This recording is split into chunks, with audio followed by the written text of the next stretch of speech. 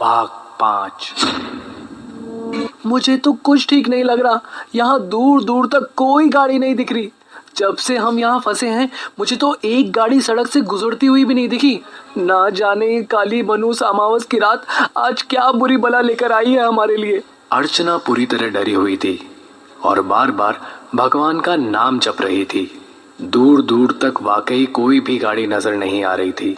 अब तो संग्राम सिंह भी गहन चिंता में डूबने लगे थे, पर वो अर्चना की बात का समर्थन नहीं कर पा रहे थे, क्योंकि ये रात मुसीबत से भरी जरूर थी, पर ये अमावस और भूत प्रेत की बातें संग्राम सिंह जैसा फौज में कई साल काम करने वाला दिलेर आदमी कभी नहीं मानने वाला था। पर क्या वाकई किसी चीज को ना मानने से उस चीज के होने को नकारा जा सकता है? पर आज की रात किसी ऐसी भयानकता का संकेत दे रही थी जो किस हद तक मनहूस थी ये कोई भी नहीं जानता था। पर अभी तक कुछ ऐसा भी नहीं हुआ था जिससे कोई भी व्यक्ति ये मान ले कि इन घटनाओं में अमावस की काली रात में घूमने वाली अनजान शक्तियों का कोई हाथ है। दरअसल सच्चाई जब तक सामने नहीं आती लोग उसे टाल देते हैं, पर जब वो नंगी होकर सामने आ खड़ी होती है तो उसे झुठलाना नामुमकिन हो जाता है।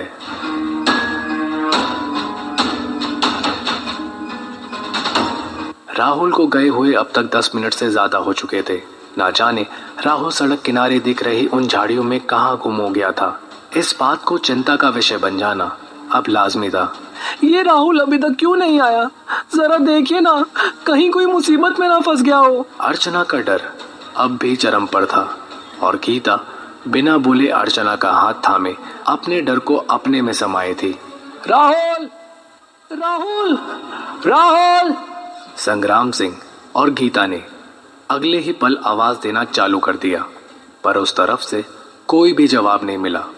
ना ही राहुल उन झाड़ियों में कहीं नजर आया। पापा, राहुल कहाँ चले गए? मुझे अब सच में बहुत डर लग रहा है। प्लीज आप कुछ कीजिए ना। मम्मी, ये सब क्या हो रहा है? हमें राहुल को उधर जाने ही नहीं देना चाहिए था। पापा प्लीज कुछ कीजिए ना, प्लीज। अब गीता ने लगभग रोना चालू कर दिया था। दूसरों की मदद करने के चक्कर में हम खुद मुसीबत में ना फंस जाए। अर्चना का ममतामयी दिल राहुल के लिए चिंतित था। ऐसा कुछ नहीं होगा, ये सब बकवास बातें बंद करो, वो जरूर आएगा। संग्राम सिंह अब भी उस स्थिति को संभालने में लगे थे, पर कुछ देर के बाद गीता और अर्चना की बातों से संग्राम सिंह भी अपने इकलौते बेटे राहुल की चिंता में घिर चुके थे। अब तो संग्राम सिंह ने भी राहुल का नाम लेकर जोर जोर से चिल्लाना शुरू कर दिया था, पर जाने क्यों ऐसा लग रहा था जंगल उन लोगों की आवाज़ों को उस तक पहुंचने नहीं दे रहा था। ये रात ऐसी लग रही थी जैसे पूरा आकाश काली स्याही में डूब गया हो। उनके कार एक्सीडेंट के बाद से ही जंगल ने जैसे अपना रंग बदल लिया हो। इतनी रात सड़क पर एक फैमिली और उसमें से एक सदस्य गायब था और कार का लगभग एक्सीडेंट हो चुका था जिसमें पूरा परिवार बाल बाल बचा था। क्या वाकई ये सब किसी नियति का खेल होने जा रहा था या सहयोग मात्र था? पर शायद चुपचाप सड़क पर खड़े होकर तमाशा देखने का समय अब जा चुका था। संग्राम सिंह राहुल को ढूंढने के लिए सड़क से नीचे उतरकर उन झाड़ियों की तरफ धीरे धीरे बढ़ने लगे। कार की जलती हुई लाइट से आसपास थोड़ा उजाला फैलाए हुई थी, जो कि ज्यादा साफ तो नहीं थी, पर उसके अलावा कोई चारा भी नहीं था। गीता, गीता, तुम मम्मी को लेकर कार में बैठो, मैं राहुल को लेकर आता हूँ। नहीं पापा, आप भी मत जाइए। तुम्हें जैसा कहता हूँ वैसा करो, कार के अंदर जाओ, मैं नहीं चाहता कोई और मुसीबत आए। संग्राम सिंह ने झाड़ियों की तरफ बढ़ते हुए पीछे मुड़कर कहा। संग्राम सिंह अपनी फैमिली को इस मुसीबत से निकालने की भरसक कोशिश कर रहे थे, लेकिन चिंता उन्हें भी सताई जा रही थी। ना तो वो राहुल को छोड़ के भाग सकते थे और ना ही उसका पता लगा पा रहे थे, क्योंकि अगर फैमिली को छोड़ के जंगल में गए तो इन पर भी मुसीबत आ सकती थी। पर अब जाने के अलावा कोई चारा भी नहीं रह गया था, क्योंकि अब तक कोई भी उस सड़क से गुजरा नहीं था जिससे मदद की गुहार लगाई जा सके। संग्राम सिंह अपने बेटे का नाम ले लेकर जंगल में बढ़ने लगे। संग्राम की चाल आज डगमगा रही थी, पर शायद ये एक फौजी के कदम नहीं, एक बाप के कदम थे। जो अपने बेटे को ढूंढ रहे थे।